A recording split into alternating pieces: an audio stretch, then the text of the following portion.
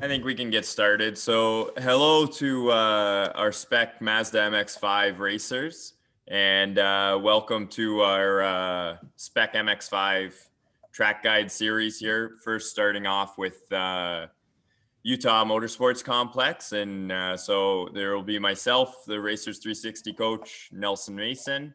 And then I'm happy to welcome our Mazda professional here, Chris Nunez. So welcome, Chris. How's it going? How's it going, guys?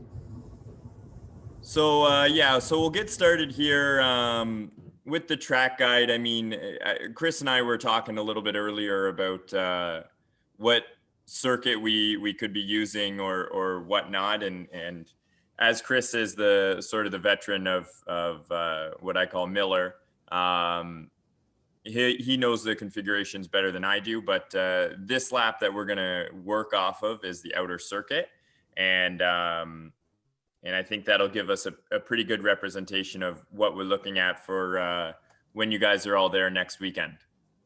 Yeah, I'm not too sure how many of you guys have been there yet, but the outer circuit does incorporate basically all their tracks, parts of them. So depending on what track they're going to run, we don't really know yet.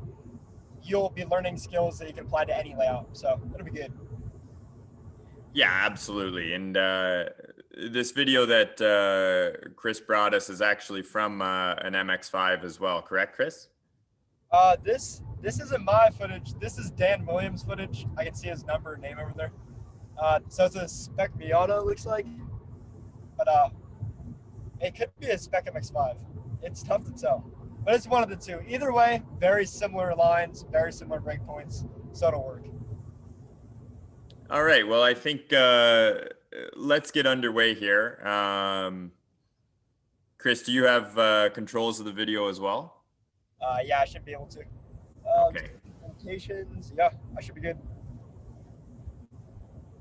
Take it away. All right. Do you want to press play? Oh yeah, sorry. All good. All right. So this is gonna be your front straightaway. The brake point, I'll show you. We have to pay attention coming into this corner. All right, pause it here.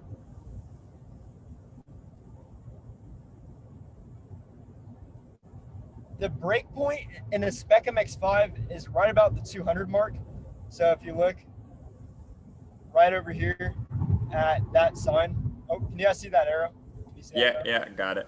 Yep, right over there in the right-hand corner where that 2 is. That's a pretty good brake point in a Spec MX-5. If you can get it in a little deeper, it's going to depend on your tires, temperature of the track, the day. That's just a general brake point that works good. You just want to make sure you can carry lots of roll speed through this first corner.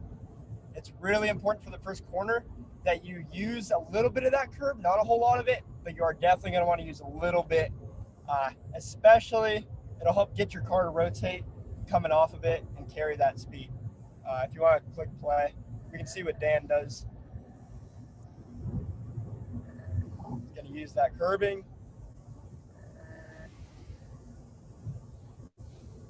You have some good roll speed coming off. Oh. Play through. Sure, you can keep going. So I see one thing I would say, I see through kind of bringing it down here, he kind of walks it down a little bit early into the apex. Yeah, so the apex is going to change depending on car setup from my experience. All that matters is that you push your car, you have enough roll speed to where your car, you're fighting it all the way to that outside curbing. That's how you know you're carrying just the right amount of speed. For me, a super solid roll speed is anywhere from 72 to 74 miles an hour right at apex. That's how you know you're going to be spot on. If you're a little under that, it could just be the day, the track's cold or hot. However, for me, 72 to 74 miles an hour should push you out right after apex if you hit in the middle or slightly early, just that outside curbing. Yeah, and then focusing on exit speed, I think is quite crucial here as well. Just because we are going to put the car through a lot of mechanical drag as we kind of come up through the flat turn 2.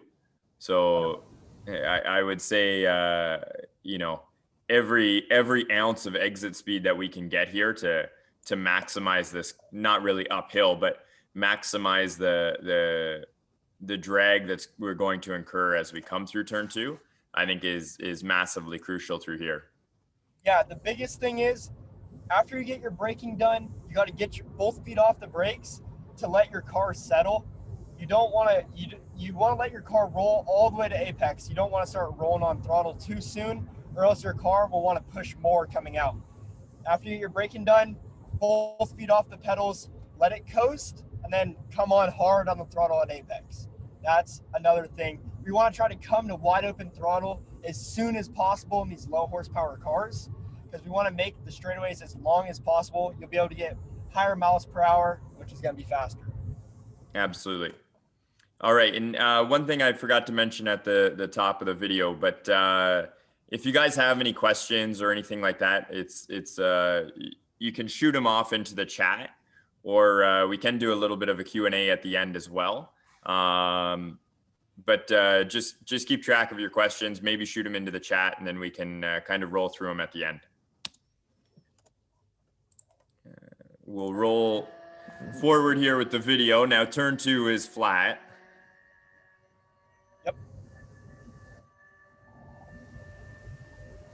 And then walk me through here, turn 3. Okay, so pause it right here. So turn 2, I'll just briefly talk about it. It's a very basic corner that you guys have seen throughout a lot of tracks. It's going to be 95 to wide open, once again, depending on the day, percentage of throttle. As long as you open up your corner, come down, just nick the inside curbing and let your car drive out to the outside curbing. You are able to hold the car off the outside curbing, but you're going to have to put in more wheel input, which once again, in a low horsepower car is going to be scrubbing off speed. So it's very important to let your car drive out to that outside curbing. It's the faster way to do it. And then going into this next curbing, this is important, and this is going to come with your skill level and feel of the car. Half the guys will use this outside rumble strip we can see right here. Oh, yep, right there. In my opinion, it is faster. You'll be able to carry in more speed, and the car will rotate when you hit it. I personally like it. Some people hate it because they feel like the car gets out of control when you hit it. It really rotates your car. In practice, I would definitely suggest trying to run a little bit of that curbing with your outside tires. And definitely you want to get coming up to this corner down here on the inside. Draw an arrow. Oh, sorry. No. I threw the arrow the wrong way. Here, right there. Outside curbing. You want to try to use all of that. You want to try to get right down there to that curb. That's where the most grip is on the track. And it's a high-speed corner. It's going to want to push you off. So you want to get all the way low on that corner just so your tires barely rub that curbing. All right, you can play it through. We'll see what Dan Williams does. Comes in. Okay, so his tires rubbed it. All right, you can pause it right here. Okay, it's hard. Once again, I'm not sure if you guys have been to this track, but on the curbing on the outside, it gets flat and then it ramps up. So you can actually have your car four-wheel slide or oversteer out to that curbing, and it'll actually catch you a little bit. If you go off, it can scrape the bottom of your car, so you have to be careful there, but it does catch you pretty well. So that's something pretty cool about the corner. Oh, I didn't mean to draw an arrow. No, I drew it here just to show the incline in the curb, which for sure. When you run your Dan Williams, this is actually his Spec MX-5. He didn't run all the way out there. Might have not been his flyer lap, but that's something I should tell him he should work on. We're taking notes for him. Yeah, we'll take notes for him. Okay, this corner's flat out, wide open. Just get close to that curbing. All right, you can pause here.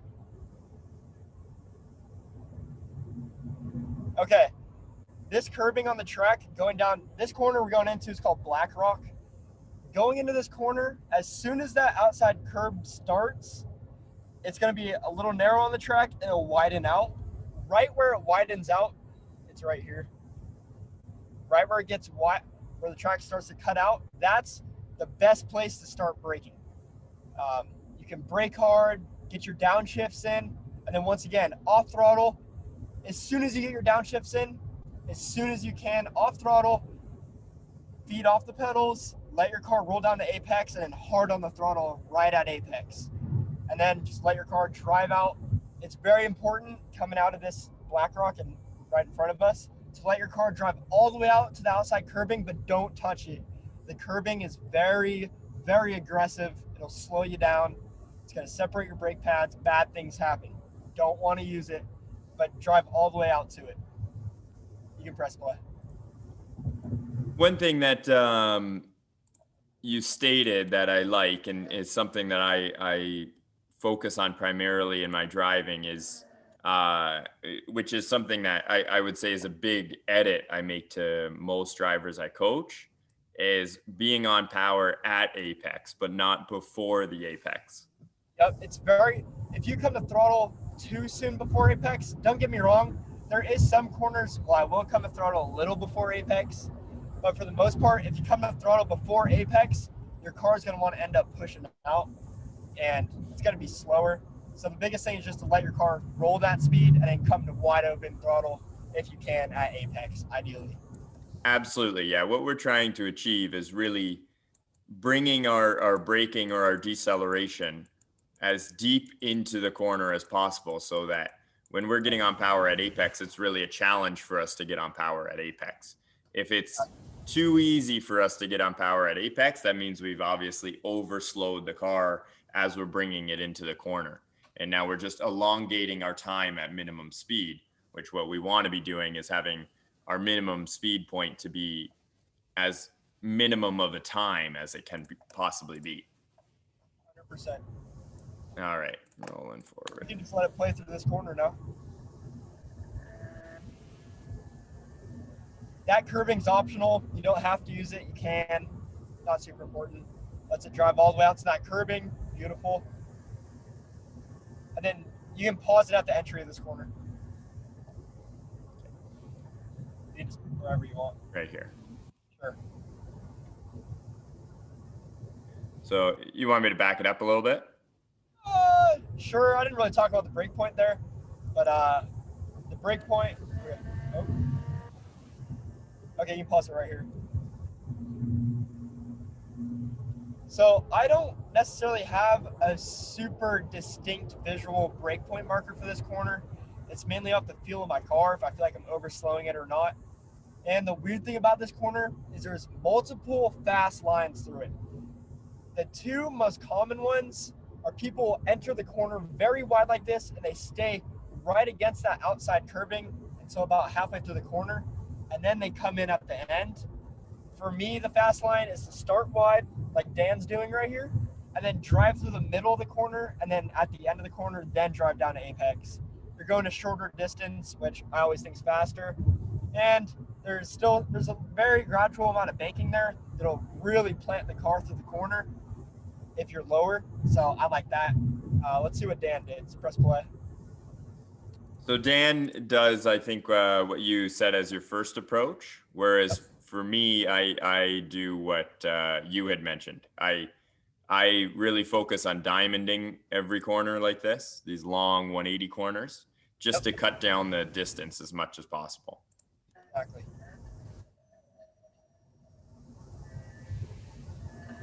Yep, and it's very important at the end you get all the way down and use some of that curbing. You can pause it right here. Something we can't see on footage, but it's there. There's a big bump right next to the curbing.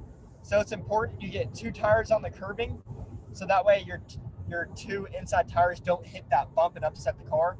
So you put your two tires on the curbing and your two tires still on the asphalt, and you'll go right over the bump and it'll be smooth. It's very important you do that. So make note that you use that inside curbing there to get a smooth, quick drive out of the corner. Very important. And this curbing also, right there, You can run out to it. You can use as much as you want. The farther out you go, the rougher it gets, but it's definitely good to use some of that.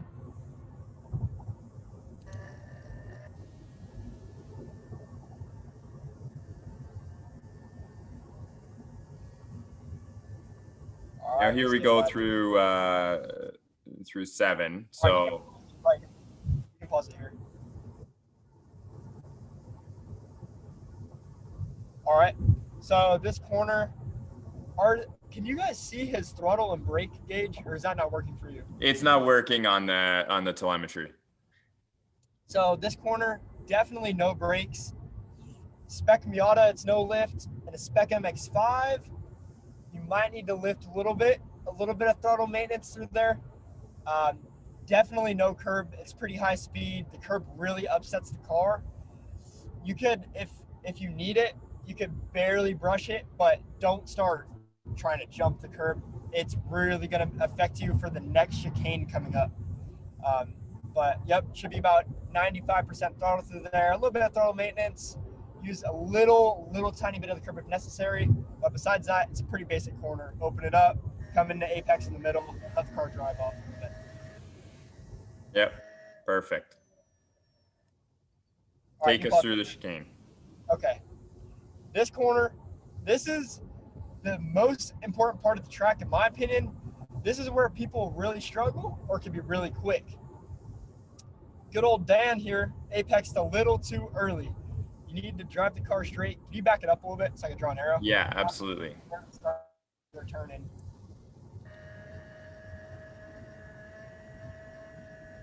All right. Pause it. Yeah, pause it. You can pause it wherever here. Here, I'll bring it forward a touch.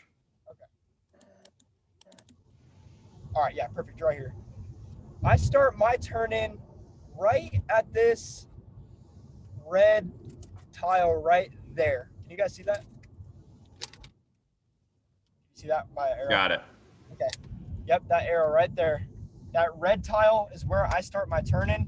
I apex this corner late, and you'll see why for the second part of the S. So you can press play so we can see the second part of the S. Absolutely. Yeah, Dan brings it in a bit early here, and it really upsets the exit. So as we do want to have more rotation in the car as we come across here. So that's what you're saying with your later apex. We want realistically the car to be coming kind of across in this direction versus right now we're kind of traveling in this direction. So we're heading out to the mountain range here, but realistically we want to head down the circuit. So we can't see it, and Alex put a question in chat. Yeah, right. Yeah. There is a tower somewhere over here for like this thing right here. Pause it right there. That tower. Oh, at apex, you want your nose basically to be facing that. That's the fastest option. So when you use that inside curbing, you want your nose pretty much to be facing that billboard over there. And Alex, I would not suggest using any entry curb there. It'll upset the car. You won't need it at all. It's a pretty high grip corner. That inside curbing, use all of that. And you can actually keep it frozen right here. I have another suggestion. So Dan is actually pointing pretty good now, even though he apexed early. We want to use a lot of this inside curb.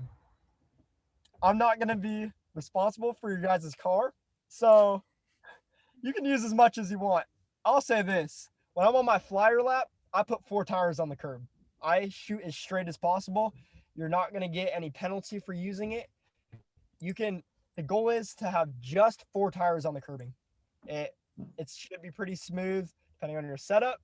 For me, that's the fastest way to go about it. If I'm on a bad lap, I made it messed up on, or I'm not worried about getting a flyer, I only put 2 tires on it. But if you want to get that fast lap, you got to put 4 tires on that curbing. It's right here. Yep, you got to straight shoot it for sure. Yep. So I'm kind of curious to see what Dan does here. Let's see if he sends it. Yep. So he did run it straight across, but because he did have to overslow as he kind of came over the crest because he didn't have the car rotated enough. Exactly. So like we mentioned earlier, it's very important to make sure that's a pretty late apex. You want to wait to the last second to cut in so we can have a super straight shot through there. That's the goal. Whenever we have any S-turn on track, you always want to get through there as straight as possible. Now coming down into 11. Yep. All right, you can pause it wherever you want. Yeah. All right, so we just passed the number 2 sign. This is the number 1. I think he's braking right about there. This is another corner, similar to maybe turn 2, that right up-hander. You can, or no, sorry, my bad. It would be the long right-hander where there's many fast lines. It doesn't really matter where you brake as long as you're carrying a sufficient amount of roll speed. For me, I brake at the 2.5, so right about at this red piece of the curb. Anywhere around there, you'll be pretty good. It's a good baseline to start with and kind of work up or work back. Just the most important thing is to get in there, get on the brakes hard, and have just enough roll speed where you're carrying the car. You're trying to save it, trying to not let it push. Right at apex, when you come back to throttle, you're able to go wide open. That's the biggest thing. So get your car slow down enough so you can let off the brake and gas, let your car settle, get planted in. At apex, you're able to go wide open. So here we go. We'll roll through here. Yep.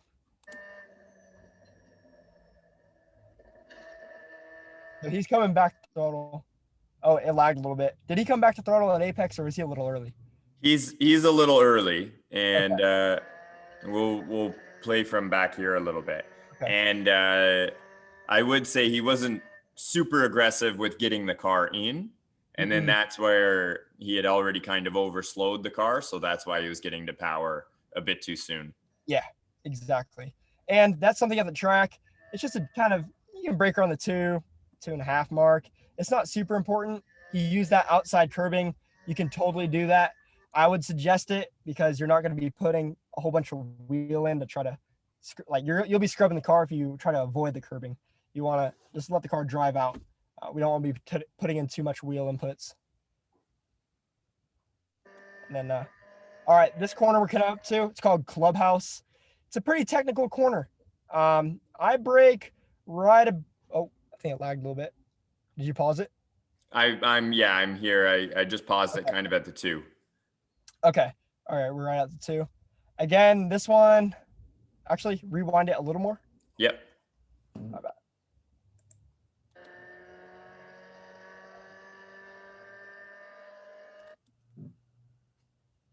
All right, you can pause it right at the start of the curbing, where the curbing starts. Okay. For me, I start braking right about here on the curbing. You don't want to use that entry curbing on the right side where my arrow is because it'll upset the car, so you want to be right against it. But I start braking a little earlier than most people, so that way I can just let my speed roll. The biggest thing in these cars is just letting your speed roll after you get your braking done. The cars really get planted well. It gives the car time to transfer its weight, get planted, so that way you're able to carry that momentum and speed. Very important. So I brake light and early and start heading down to apex a little soon on this corner. For me, it's an early apex, and I definitely use a little bit of the inside curbing. So let's see what Dan does here. Yeah, so he has your approach for sure. Yep. And then runs it all the way out. All the way out. Run that car out. Honestly, if you're on a flyer, you can even go out past that curbing. It's still very grippy out there. It's pretty quick. Some of my fastest laps, I've actually gone past that curbing, came back across the track. Totally works. It's whatever works for your car. But if you absolutely have to, you can run out there. I've actually gone 3 wide into that corner. I ran out the widest and pass. So if you're in a race and you get ran out there, no big deal. You could very likely end up making the pass by running out there. You get pushed out. So it's not a big deal. All right. Then coming into 14 here. Yep. Coming into 14. All right. You can back it up. I don't know, wherever you want. It's not super important. So this corner, since you just came out of that pretty tight left-hander, you're not carrying too much speed. Obviously, his aim is saying 76 miles an hour. You want to get your braking done while you're in a straight line there.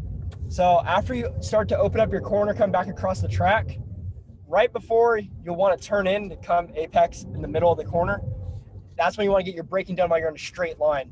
You do not want to trail brake in this corner. It's a long, tight corner, and it's going to make your car oversteer.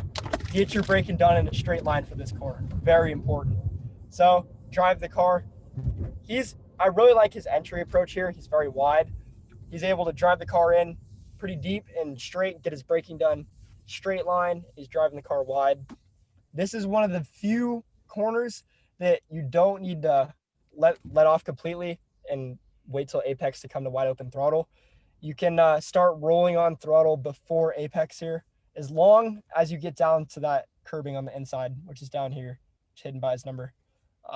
Absolutely. On the exit of the corner. The exit of the corner is apex there. It's very important you get down there.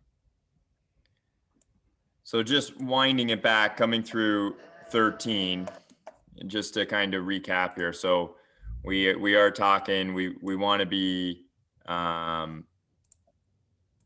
using all the road. Let me just get using all the road as we come through here. Yep. Getting it back over to the left as best we can. And then getting it prepared for our apex is kind of late over here. So we're kind of tucking it back this way. So leaving a bit of room off of the initial entry and then coming back to be on the right side of the track for the left-hand turn 15, which is, the most important corner of this section. We're exiting onto the front straight. Yep. So this corner, it starts out very wide and then it gets tight on the exit. So that's why, like you were just mentioning, you want to stay out wide and then come in on the exit. It's tight. So Dan does it well here. Yep. He gets it tucked back. And then we're set up for turn 15, which is the goal. So there's going to be a white line on the track right about, I can't really see it on the footage. I think it's right there. You want to at least have your car centered over that white line. If not, if you can, wider than that, but the minimum, car centered over that white line.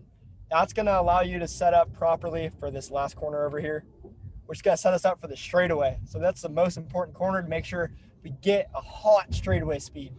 So you want to really make sure that you get your car wide enough to go over that white line, so that way you can carry a good amount of speed to this last corner. So let's see what he does. Yeah, we're all the way over.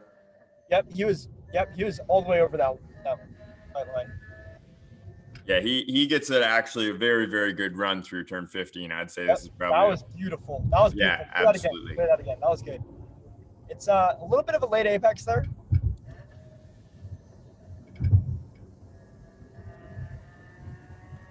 So he tucks it right, and he doesn't waste any time, and then we. So he apexed exactly halfway. You can apex a little later. Doesn't really matter.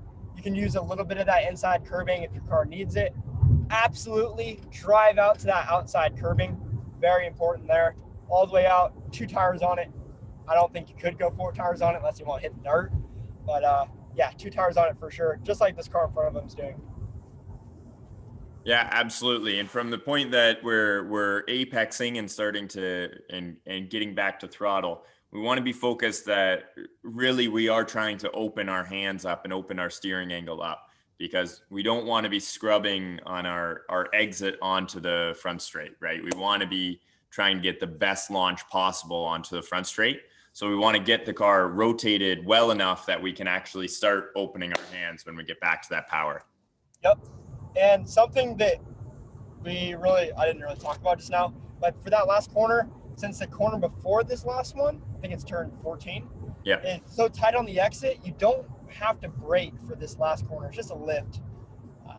So that's something pretty cool. No brake point. That's why I didn't mention a brake point. All right. So that is a lap around Utah here. Okay. And then was he flat before the apex on turn 15? On turn 15, was he flat before the apex? Turn 15, you mean the last corner, right? Turn 15 is the last corner. So he's flat here. and then he gets out of it. Yep. So he's wide open coming up, gets out of it, lets it roll. You can come wide open slightly before apex in this corner. It's one of the few rare ones. If you use a little bit of the curbing, it'll allow the car still to rotate. Is it faster? Maybe. Personally, I'd roll into it right before apex. I'd say about 5 feet before apex, I'm rolling into it, so I'm wide open at it.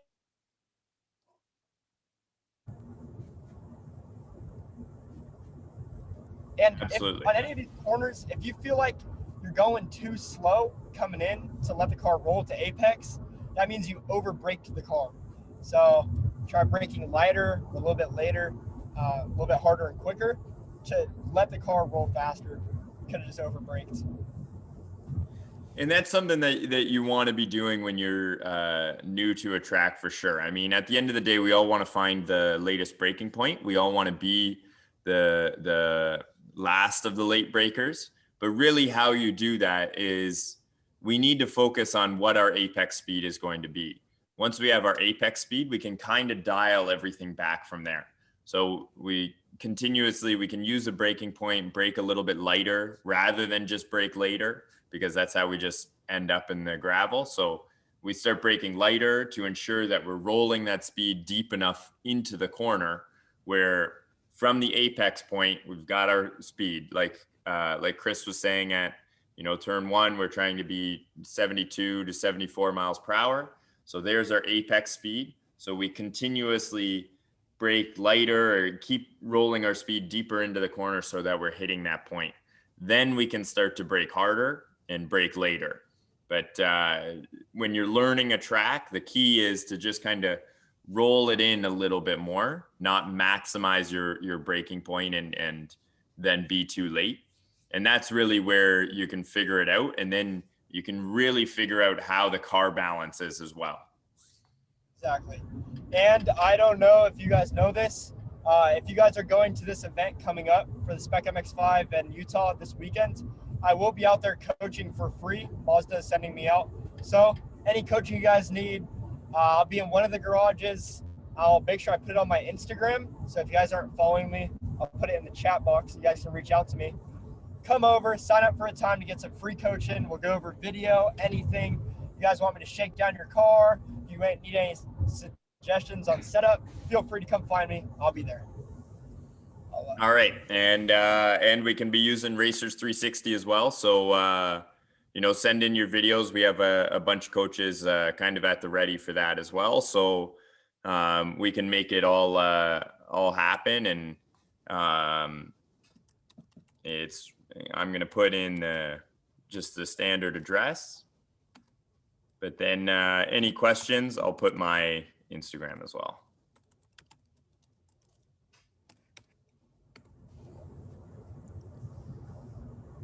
All right, guys. Any other questions or anything before we sign off?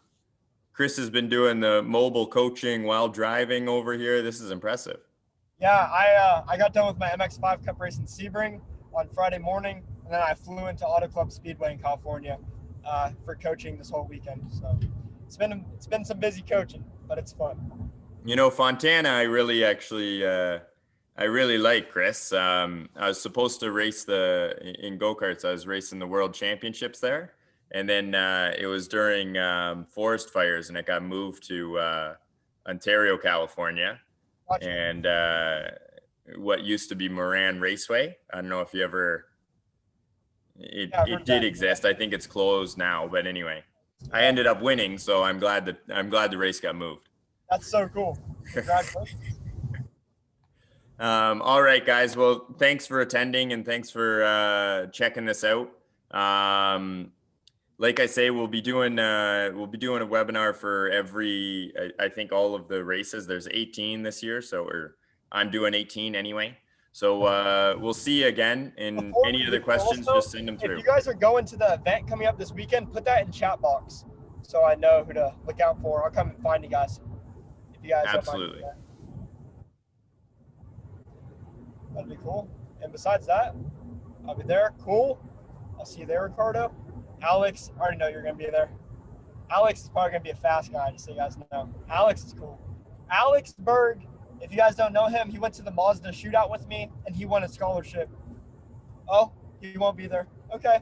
So he went to the shootout, won a scholarship to race Spec MX5. So if you don't know him, get to know him. Super guy, super cool guy. Awesome, guys. All right. Well, thank you, and have a great weekend next weekend. Yeah. Yep. I'll see you guys out there. All right. Thanks, Chris. Have a good one, buddy. Thanks for joining, guys. All right. See you guys.